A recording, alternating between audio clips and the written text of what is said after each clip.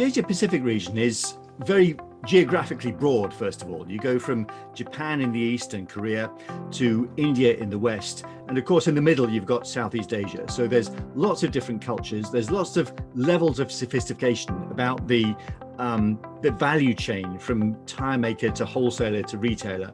You've got different types of retailer. Some of them are just backstreet go downs. Some of them are very sophisticated markets that you might find in USA or Europe. And above that, you've got different cultures, you've got different languages. And I think that makes it particularly challenging to have an integrated logistics system across the whole region.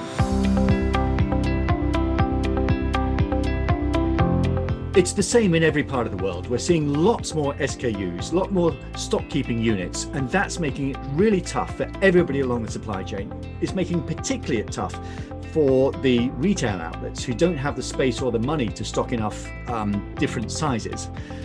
But at the same time, we're seeing consumers going online and wanting service much more quickly. So what we've got to do is try to get a lot of those stock keeping units, a lot of those different sizes from the warehouse to the consumer as quickly and as efficiently as possible. It's all about data. What we've got to see is a lot more data coming out from retailers which describe the buying patterns of the consumers, because that's changing. And at the same time, we've got to have warehouses and logistics providers who really understand the data, how to use that data, who can track particular products from not just from a warehouse or a building, but from a particular shelf in a particular bay in that building, so they know exactly where all the different tires are, and they have the logistics systems or the data systems to understand how they can get that particular product to a particular retailer who has a live order from a customer right now.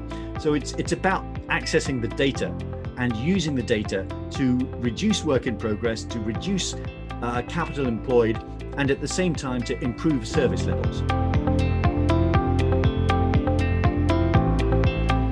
To understand the supply chain of tomorrow, we've got to look at the supply chain of today. And what we have is a tire manufacturer who makes tires largely for stock, largely for inventory at the moment. We've got warehouse operators or wholesalers who also have large warehouses. We've got retailers who sell direct to the consumers. And in between, we've got the logistics providers. And secondarily, beyond that, we've got the online retail outlets that also need to service the customers through a logistics provider. In the past, what I've sometimes seen is that each part of that value chain hasn't always appreciated the skill and value of the other parts of the value chain. And I think for the future, people have to understand that they, in order to get the best possible profit, the best possible service to consumers, they have to work together. They have to appreciate all of the different partners and the different roles they play in that value chain. And once you can do that, once you can work together, then you can maximize the profit, not only for yourself, but for every partner along the value chain.